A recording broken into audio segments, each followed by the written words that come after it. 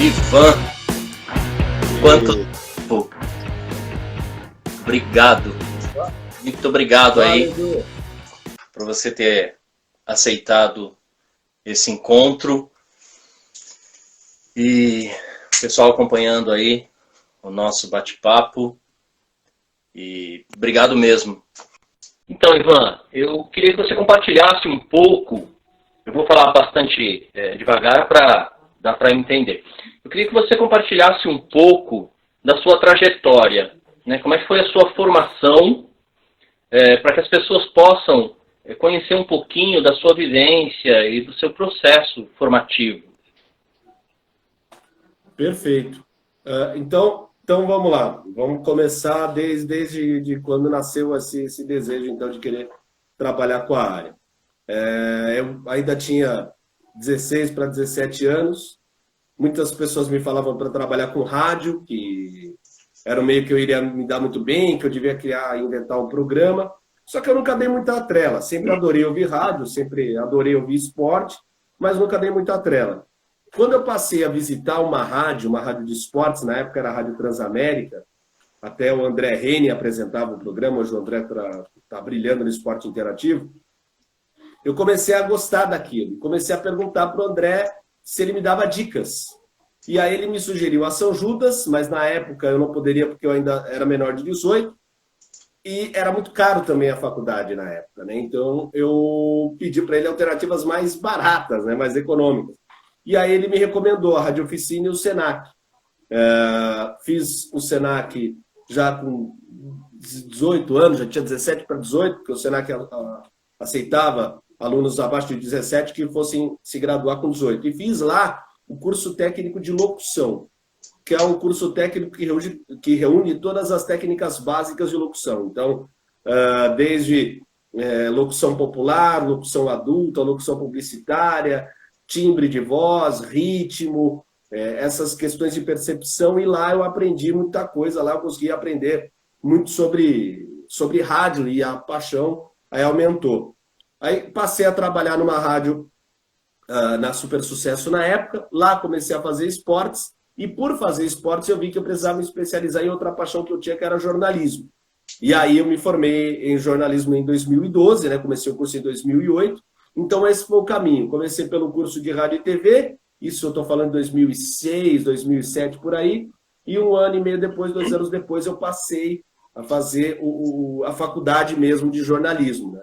Lógico que nesse meio tempo fui me atualizando, estudando idiomas, lendo matérias, artigos de profissionais aos quais eu admiro, passei a ouvir muito mais, a ver muito mais coisas, a ler muito mais coisas, que era uma coisa até que era uma situação até a qual eu não fazia com muito afinco, eu lia, mas lia muito pouco, mas a partir do curso da faculdade mesmo eu comecei a ler muito mais, e foi esse o caminho da minha formação escolar, mas na formação escolar, foi por essa onda que eu surfei até chegar aos dias de hoje.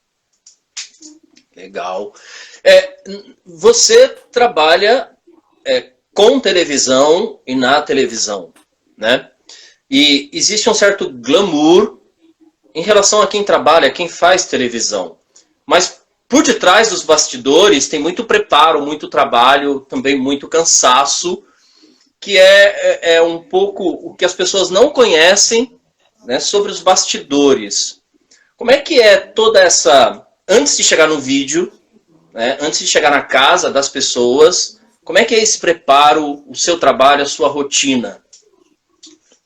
Olha, eu vou colocar como base, hoje, os 2 carros-chefe onde eu faço dentro da Band. No Band Esportes eu faço tênis, mas o tênis a gente já tem uma experiência maior, então já fica mais fácil até o próprio estudo. Mas o MMA que eu faço hoje é a NBA, que é a maior liga de basquete do planeta que eu faço, para a galera ter uma ideia. Na NBA, por exemplo, a gente recebe a escala com 3, 4 dias de antecedência, e eu começo o estudo 2 dias antes. Eu já vejo diariamente as notícias do basquete americano, o que está rolando, o que está se passando de repercussão, de matérias, e aí eu foco nos 2 dias antecedentes à transmissão nas equipes que eu vou transmitir.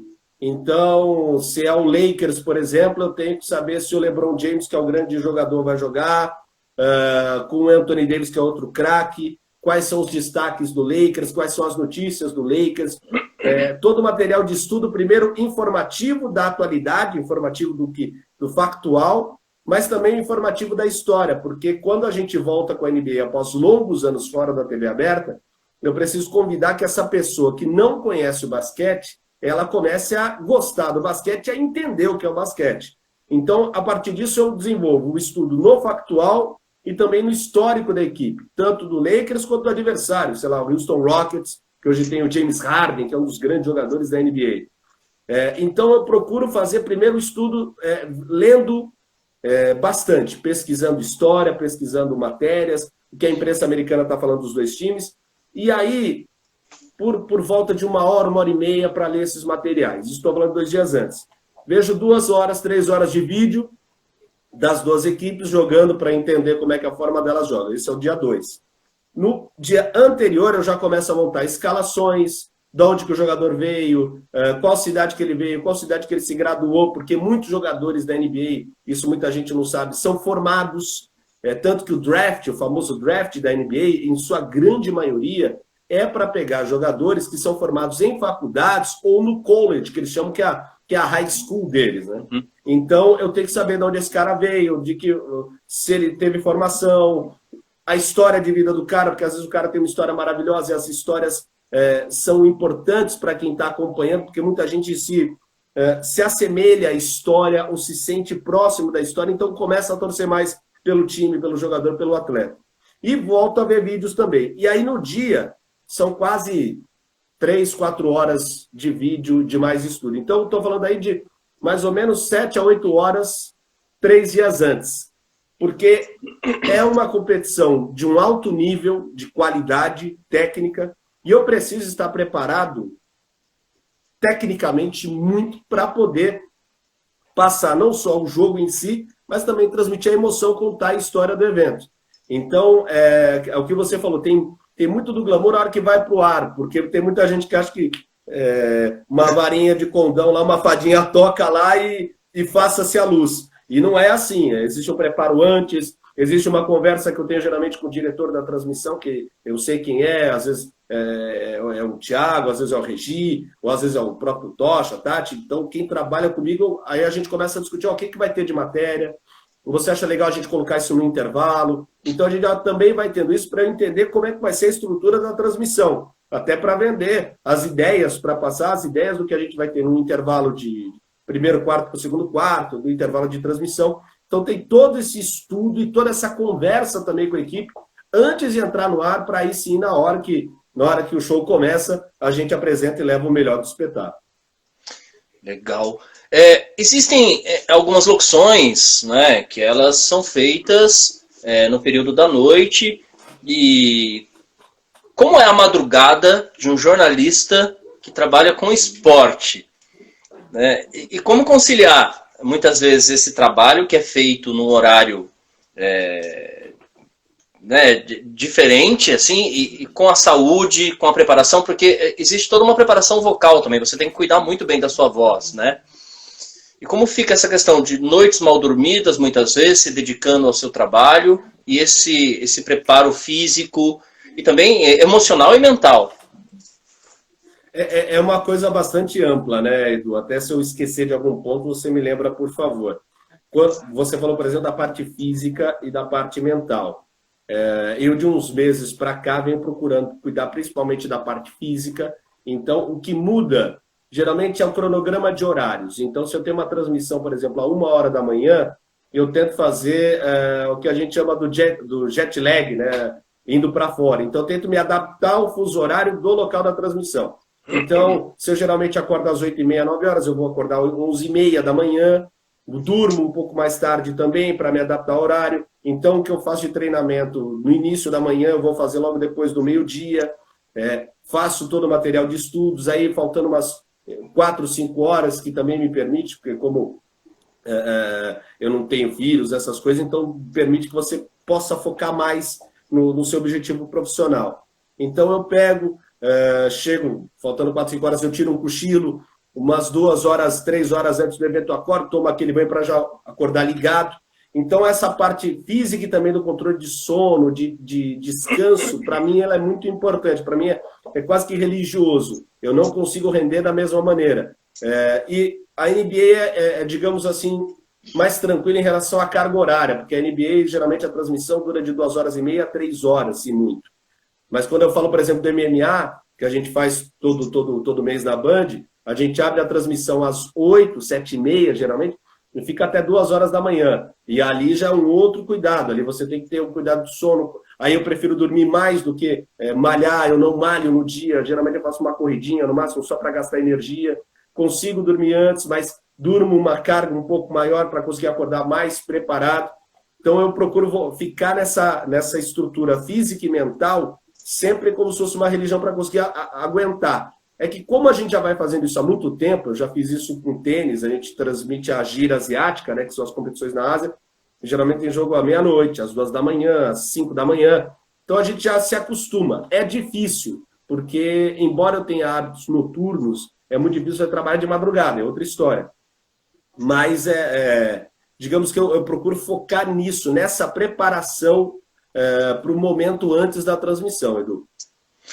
Você falou sobre o diálogo com os diferentes diretores, né? Esse feedback que tem entre o jornalista esportivo e o diretor que está ali observando tudo e atento ao que está acontecendo, e ele tem uma visão assim bastante interessante do todo, né?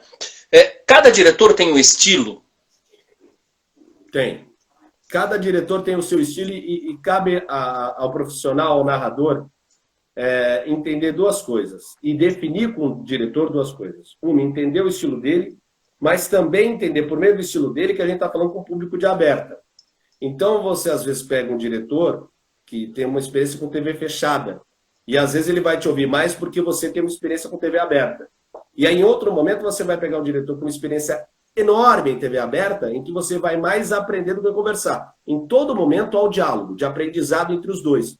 Só que há uma troca muito importante de informações, porque quando o diretor já entende o seu estilo de trabalho, fica muito mais tranquilo. Isso, para mim, deixa muito mais tranquilo até para trabalhar, porque os diretores já conseguem ler a maneira como eu faço. E a gente já consegue manter uma linha, mesmo que os diretores mudem. Mas eu consigo entender a cabeça de cada um, porque aí, às vezes você vê que um é mais factual, o outro é mais numérico, o outro gosta de trabalhar mais a história. E aí, nisso, você vai montando, junto com esse diretor, independente da linha de pensamento, uma estrutura que atenda ao nosso principal consumidor, que é quem está acompanhando a gente, que é você que está vendo a gente, por exemplo, nessa live agora. Então, a gente consegue criar essa linha. Então, é uma questão de feeling, é uma questão de conversa, é uma questão de leitura. Mas tem sim, todo diretor tem a sua linha diferente, mas todos caminham num senso comum, ou numa ideia comum, ou numa ideia final. Acho que esse seria o melhor termo, uma ideia final. É de levar um conteúdo que atenda aos anseios da TV aberta. Porque aí eu já trago até para uma outra questão, Edu, não sei até se você pergunta desse ponto. Muita gente não sabe, mas uma coisa é transmissão para TV aberta, outra coisa é transmissão para TV fechada. O cara da fechada, ele já gosta do conteúdo, ele já conhece o conteúdo, então ele já consome aquilo. Então, para ele quer uma transmissão, não que não conte a história que vem da emoção, também conte a história que vem da emoção, mas muito mais numérica, muito mais estatística, muito mais factual. O cara da TV aberta, em partes ele é fã, mas tem muito do público, isso eu vi muito no MMA, e agora principalmente na NBA, que é a pessoa que não acompanha, por exemplo, o MMA. Então não adianta eu contar para a pessoa que está na TV aberta, olha o golpe do jiu-jitsu, single leg, double leg, que é uma terminologia da queda aplicada no MMA, que a pessoa vai ficar boiando, vai falar, tá, o que é o single leg, o que é o double leg? Aí eu vou ter que contar a história do golpe. Ó, o single leg é quando a pessoa pega uma perna e bota para baixo. Double leg é quando ele pega as duas pernas e coloca para baixo. Faço até, tento na narração passar o movimento dos atletas, contar a história de vida, porque, por exemplo, no SFT tem um cara que trabalhava num posto de gasolina. Então o cara era muito humilde e tem no MMA a sua grande chance de crescer na vida. Às vezes, a senhorinha, o senhorzinho, o garotinho, não estão entendendo do MMA, mas vai torcer pelo cara, porque, pô, esse cara trabalhava no posto de gasolina, eu também sou pobre, também sou humilde, eu vou torcer pelo cara. Então, um outro tipo de transmissão que você faz. é uma transmissão que ao mesmo tempo você leciona, você ensina, e você que é professor, você sabe como ninguém, você leciona, você ensina, mas ao mesmo tempo você conta a história, para não ficar chato também de toda hora ficar dando aula. Então você dá aula, traz o emocional, traz aquilo do feeling do narrador, do feeling do time, do semblante do cara que pode mostrar que ele está nervoso, que ele está tenso com alguma coisa, que ele está preocupado, de todo o circo que é montado para aquele evento. Então são duas estruturas completamente diferentes. Eu poderia definir que na TV fechada você fala mais do estatístico e do numérico. E na TV aberta você conta mais a história, a emoção é que conquista mais as pessoas. Então isso até na leitura com o diretor, dependendo inclusive do canal que você vai trabalhar, também isso é muito importante da gente destacar. Você falou sobre, na TV aberta, né, sobre a significação de se narrar a história de alguns atletas, para que as pessoas possam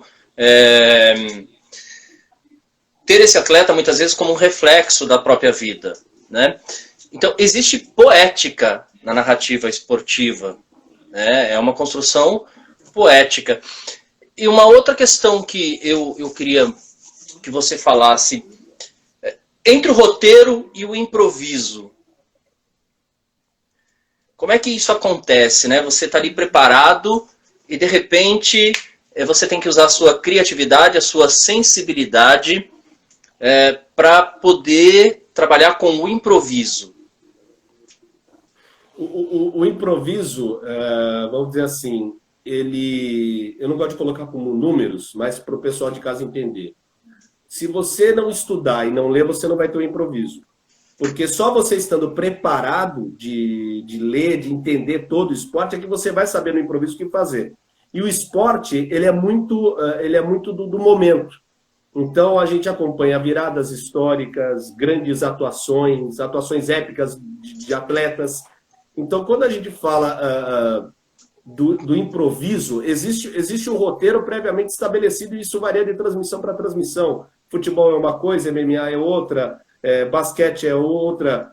Existe um roteiro previamente criado, mas dentro da transmissão, se você não tiver conhecimento do esporte em si, aí não vem o improviso. E o improviso, eu sou um cara apaixonado pela arte do storytelling, que é a arte de contar histórias. Quando surgem esses momentos do improviso, você falou da poesia. Acho que o narrador, ele tem, até na maneira de transmitir para essa emoção, entra esse lado poético, esse lado lírico, esse lado do encanto. Porque o esporte em si, ele é uma ferramenta de conexão. E quando a pessoa está acompanhando esse tipo de esporte, quando você consegue vender no aspecto poético, num texto até desenvolvido na cabeça, mas trazendo a história de vida, trazendo essa poesia, essa linha mais humana, mais artística do evento, a gente consegue se aproximar mais. Então, eu definiria para você que existe o improviso ele é muito importante, o improviso, eu entendo que eu peguei muito do rádio, o rádio me deu muito esse improviso, essa arte do pega, fala, sem TP, sem o TP, para quem não sabe, é o teleprompter, né? É aquela caixinha preta que fica junto da câmera e a gente fica lendo tudo que está rolando lá. E uma das maiores alegrias que eu tenho nas transmissões é que quando eu estou com os diretores, por exemplo, o TP é um tópico. O TP é fale do LeBron. Então eu já sei o que falar. Eu já conheço o LeBron James, já conheço a história do cara. Ou então o cara fala no meu ponto, a gente vai vir com uma matéria do Lakers histórico de Magic Johnson. Ponto. Então, ali vem o improviso. A história do segundo maior campeão da NBA, um time fantástico, repleto de estrelas, de Kareem Abdul-Jabbar, de Magic Johnson e de tantos outros nomes. Então, você começa a construir essa história por meio do improviso. Só que improviso e conhecimento não tem jeito, cara. Tem que andar lado a lado. Ou seja, o jornalista, ele tem que ter retórica, né? Ele tem que ter um conhecimento prévio para que ele possa... Na verdade, o improviso aqui, para ficar claro para quem está acompanhando a gente, seria esse processo, esse desencadeamento do criativo para que você possa falar na hora. Mas tem toda uma preparação antes, inclusive, para improvisar, né? Todas as suas narrações, elas foram iguais? Ou em algum momento você se emocionou por algo que você viu, presenciou e a sua sensibilidade naquele momento te provocou uma determinada emoção? Olha, dois momentos muito marcantes assim para mim na minha vida profissional foram dentro dos Jogos Olímpicos. Primeiro pela emoção que é a simbologia dos Jogos Olímpicos, a união dos povos, a conexão do mundo, o mundo em prol do esporte, o esporte passando essa mensagem de união dos povos. E ali dentro eu tive a honra de transmitir 2 medalhas de ouro que para mim até hoje são históricas. A da Rafaela, no Rio 2016, e a do Robson Conceição. A Rafaela, para quem não sabe, em 2012 em Londres, ela estava na disputa de medalha, acabou perdendo. E ao voltar para casa, ao invés de receber o apoio das pessoas, que ainda a gente estava nesse início de redes sociais, ela recebeu muitas ofensas, muitos xingamentos, atitudes racistas, completamente preconceituosas, falando da situação dela ter falado abertamente, se assumido lésbica, o fato dela ser negra. E quando eu narrei o ouro, eu lembrei muito porque em Londres, eu e um amigo meu, Murilo, a gente trabalhava na Rádio Bradesco, na época foi um dia muito triste, assim, foi um dia muito dolorido, porque a gente saiu já com a dor, imaginando a menina com a história de vida linda que ela tem, criada na favela, se construiu a carreira na favela, no projeto do Flávio Canto, e chega no momento ápice em que, infelizmente para o brasileiro, ele gosta de um esporte que se chama vencer, esse é o único esporte que o brasileiro gosta, ela foi ofendida assim de uma maneira descomunal. E quando eu narrei o ouro dela, eu lembrei de toda essa história ali, me emocionou muito. Não só pela história de eu poder narrar o meu primeiro ouro na história da minha carreira como narrador, isso eu passava longe, mas pela história de vida da Rafaela. É uma história linda que ela tem. E ali me emocionou muito. Eu chorei na transmissão, eu me emocionei na transmissão, foi um momento muito marcante. E o outro é o do Robson Conceição, menino baiano, que morou na periferia, ele mesmo assumiu que tinha que roubar algumas coisas ali para conseguir o ganha-pão, e o cara mostrando que, sim, dá para vencer na vida. E esse tipo de história é que mais me emociona, porque é a história de que o mais humilde ele pode vencer. Esse tipo de história é que sensibiliza muito do brasileiro, porque o brasileiro ele é um povo guerreiro por natureza. Então, quando a gente vê a riqueza dessa história sendo contada na vida real, a vida imitando a arte, e a gente podendo contar essa história, sim, você pode vencer, sim, você pode ganhar uma luta, você pode chegar ao sonho da medalha de ouro, para mim é emocionante. E vendo a história de vida dos dois, tanto do Robson quanto da Rafaela, nas duas transmissões, cara, eu vou te assumir, não teve como não controlar a emoção. Foi um momento especial, marcante demais. Ivan, a minha experiência sempre foi acadêmica, né, dentro da universidade, como professor universitário, agora como orientador. E eu também me emocionava muito com as histórias que eu ouvia, principalmente dos alunos bolsistas, que vinham da periferia, da favela, e principalmente aqueles que não estudaram durante os seus 20, 18 anos, porque não tinham condições financeiras e por meio de bolsa de estudo, eles chegaram aos 30, 35 anos, 40 anos na universidade, e essa nem sempre era uma realização da pessoa em si somente, mas de toda a família. Eu até me arrepiei aqui, porque também me emociono com essas histórias, porque era a realização do marido, da esposa, dos filhos, e normalmente era a primeira pessoa de toda a família a ter ensino superior, né? Por que eu estou te falando isso? Você contou duas histórias aí belíssimas. Você como pessoa, o Ivan, com a experiência que você tem no jornalismo esportivo, o que falta, né, para que as pessoas tenham mais oportunidade para alcançar aquilo que elas sonham, aquilo que elas desejam, num tempo, às vezes, menor, né? Você acha que falta incentivo? E aí eu falo incentivo econômico mesmo, né? Não, eu vou mais além. É lógico que tudo parte do incentivo econômico. Se a pessoa tem uma melhor estrutura financeira, ela pode buscar uma melhor escola o melhor plano de saúde, o melhor plano odontológico, por exemplo, às vezes para cuidar da saúde dental. É lógico que a parte econômica ela ajuda bastante, ela é um dos pilares mais fortes dessa concretização de um planejamento. Só que eu entro também numa infraestrutura educacional que não é oferecida, uma estrutura de saúde, por exemplo, que não é oferecida. Porque eu não gosto muito da palavra sorte, mas eu, por exemplo, eu não passei por provações ou por situações delicadas que muita gente no Brasil passa, de não ter, às vezes, R$10, R$5 para comprar um pão, para comprar a mistura do dia, e às vezes vai ter que comer arroz e celebrar aquele arroz que é a única coisa que tem. Então, essa desigualdade econômica, mas a desigualdade social de não oferecer condições para que o mais humilde consiga ascender. Quando você tem, por exemplo, projetos sociais voltados a atender essa demanda, você vê como o país num todo ele evolui.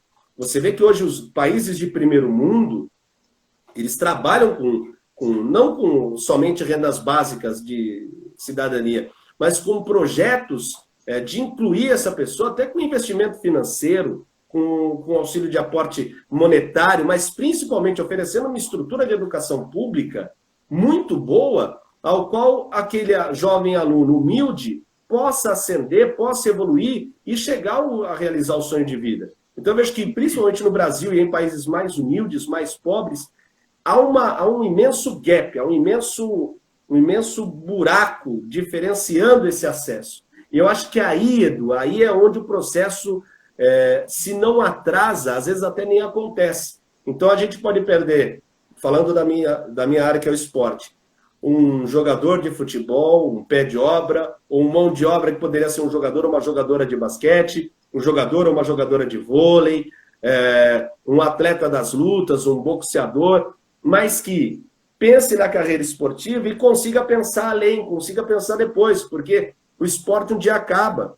E aí essa pessoa que jogou futebol se aposenta aos 37, 38, que hoje a saúde desses atletas consegue prolongar o tempo de vida útil dele, mas depois ele vira um médico, vira um engenheiro, vira um grande empresário, um grande administrador. E eu vejo que essa infraestrutura financeira, educacional, cultural e também social é o que vai causando esse atrasar da evolução, principalmente nas comunidades mais humildes e mais carentes do Brasil, que hoje, querendo ou não, é grande parte da nossa população movida pela classe média, média baixa e a classe mais pobre, né? A classe que ganha abaixo de um salário mínimo, por exemplo. Eu conversei um tempo atrás com um grande amigo também, o Maurício Lee, vocalista da banda The Stakeholders, de rock revolucionário, e a gente comentou sobre a questão das pessoas enxergarem muitas vezes o músico, ou quem gosta de música, como um hobby. No esporte isso também acontece? O esporte já é encarado de fato como profissão, mas assim, em grande maioria, você acha que as famílias, elas incentivam as pessoas que querem seguir carreira no esporte? Ou existem esportes que são mais privilegiados que outros? Isso sem dúvida. Existem esportes no Brasil que são mais privilegiados. A gente fala, por exemplo, do futebol. Futebol, até, vamos lembrar da época da pandemia, o futebol ele caminha em pensamentos de uma ideia absurda de querer voltar. Eu sempre sou contra. Acho que é uma temeridade quando você fala de 1.000 mortes dia ou até ultrapassando 1.000 mortes, você querer falar em volta do esporte. Mas o futebol vai voltar primeiro e nem se questionou outros esportes.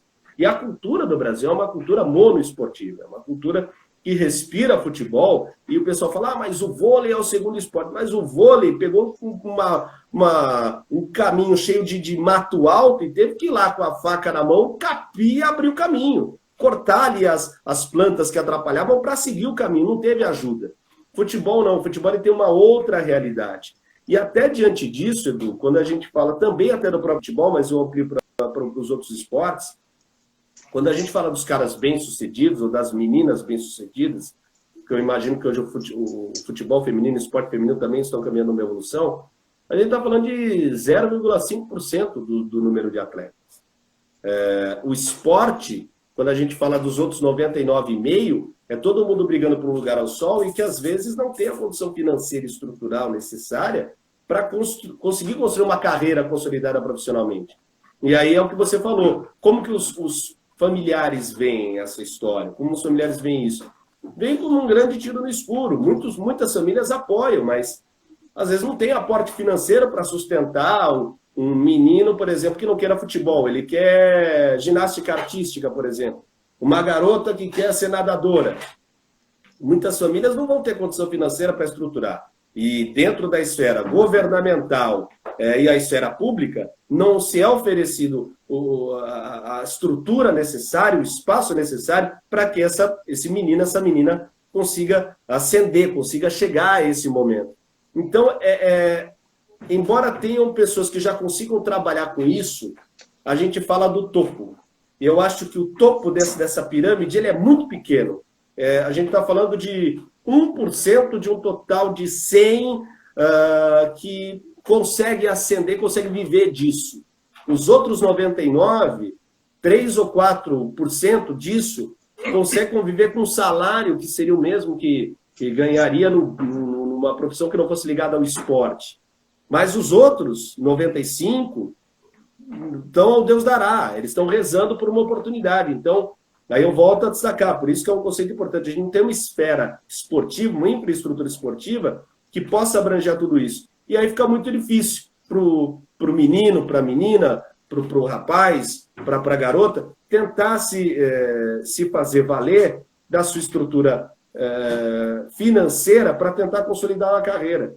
E isso às vezes não acontece. Então não tem como você profissionalizar algo que você vai ganhar, sei lá, R$300 por mês. Ao qual esses R$300 não compram, às vezes, nem uma cesta básica para uma família, porque aquela pessoa, às vezes, é arrimo de família que vai sustentar 4 ou 5.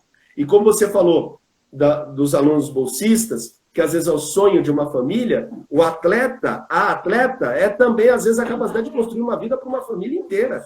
Então, é muito importante que a gente lembre dessa questão. E é muito difícil hoje a gente pensar numa profissionalização em larga escala, como, por exemplo, a gente tem no basquete americano, onde você vê faculdades oferecendo bolsas de estudo e incentivos financeiros para que atletas, para que esportistas de origem humilde, de origem carente, possam ascender. Você vai pegar, por exemplo, dentro da NBA, várias histórias dessas. O menino, o jogador que quando era menino, o pai às vezes era assaltante ou se entregou ao mundo do crime, acabou sendo assassinado, aí o filho só tem a mãe, aí a mãe com muito esforço leva o filho para o colégio, do colégio o cara joga bem basquete, é elevado a atletismo, futebol, e é elevado a uma faculdade, da faculdade ele vai para a liga profissional. É diferente lá a estrutura. Isso aqui no Brasil é um sonho, mas é um sonho quase que utópico, porque a gente... Eu convivo com esporte desde os meus 18, eu estou falando de 15 anos. E antes disso eu já venho convivendo com essa história. Não, a gente tem que criar ligas universitárias fortes, consolidadas. Veio muita gente de cabeça boa até para colocar isso, mas não tem jeito. Se não for um entendimento da esfera pública, do maquinário do governo, seja prefeitura, estado ou federal, se não entender que isso é um conceito até de desenvolvimento econômico, desenvolvimento social, a gente vai ficar sempre patinando, sempre nesse sonho utópico. Na verdade, assim, um país em que há um projeto de país e um planejamento, um programa para o desenvolvimento a partir do esporte, né, as coisas elas podem acontecer. Em um país em que há esse tipo de planejamento, de programa, o esporte inclui? Depende se esse programa realmente for colocado em pauta. Eu lembro que nas últimas eleições, independente de quem votou em quem, mas analisando as propostas dos principais candidatos a presidente, acho que 1 ou 2 apenas tinham um projeto sólido e robusto para o esporte, de inclusão do governo dentro da estrutura, a ponto de trazer um projeto mesmo, discutir o esporte no país. E um outro ponto também, a gente já teve governantes, falando dos últimos, Lula, FHC, que tinham projetos muito robustos, ideias muito interessantes, mas não foram aplicadas. Então tudo ficou no campo das ideias. Então, um projeto, você tem uma estrutura, você tem uma ideia para criar essa estrutura, é muito bom. Mas não adianta só ficar na ideia, porque a gente só vê grandes ideias sendo faladas ou sendo colocadas em papel, mas poucas sendo executadas, Edu. E aí é onde complica toda a situação. A gente tem um projeto, mas a ação em si, pelos governantes, não é feita. Ivan, nós chegamos aí no nosso tempo final. Eu gostaria muito de te agradecer por esse bate-papo. Eu acho que em nível de formação, para quem hoje está na universidade e aprendendo jornalismo, né, foi muito rico, porque a gente também pode entender como é que funcionam os bastidores de todo esse trabalho que você desenvolve com a sua equipe e com os colegas aí na TV Bandeirantes. Obrigado, eu gostaria que você desse suas considerações finais. Pô, Edu, primeiramente eu queria agradecer a você e a todos que estiveram na live com a gente. É muito legal, primeiro, falar contigo. Você é um querido amigo, um amigo de longa data, uma das pessoas que mais eu tive a honra de conversar sobre até essa ideia de inclusão social. A gente está falando, claro, do esporte, que é a minha área, mas a gente já conversou isso, entre outras várias vertentes, até pela sua experiência também, investigando, apurando e pesquisando a sociedade no todo. Então, acho que isso é muito legal da gente poder trazer aqui na área do esporte, mas a gente já tem esse bate-papo de longa data. Então, para mim, é um grande orgulho, é muito legal poder papear isso contigo, poder falar com as pessoas isso e poder gerar, principalmente nas pessoas, uma conscientização de que, às vezes, o esporte ele passa por esferas maiores que, infelizmente, nesse momento, vão dando de ombros. E eu torço para que, mesmo ainda sendo um sonho que aparentemente seja utópico, eu sempre sou muito positivo, para que esse sonho saia da utopia e que, sei lá, o médio e longo prazo a gente passe a ver ações concretas numa realidade de um esporte que inclua a todos os credos, a todas as religiões, a todas as raças e, principalmente, a todas as classes sociais também, Edu. É o que eu espero também. Meu amigo, muito obrigado. E espero que a gente consiga se encontrar pessoalmente para dar um abraço e bater um papo também depois que tudo isso passar. Tá bom? Mas com certeza. Depois que tudo isso passar, vai ser uma honra, Edu, encontrar um amigo e poder dar um abraço e poder também colocar a conversa em dia, porque tem conversa muito atrasada aí, né, Edu? É verdade. Obrigado, Ivan. Obrigado mesmo. Valeu, Edu. Forte abraço.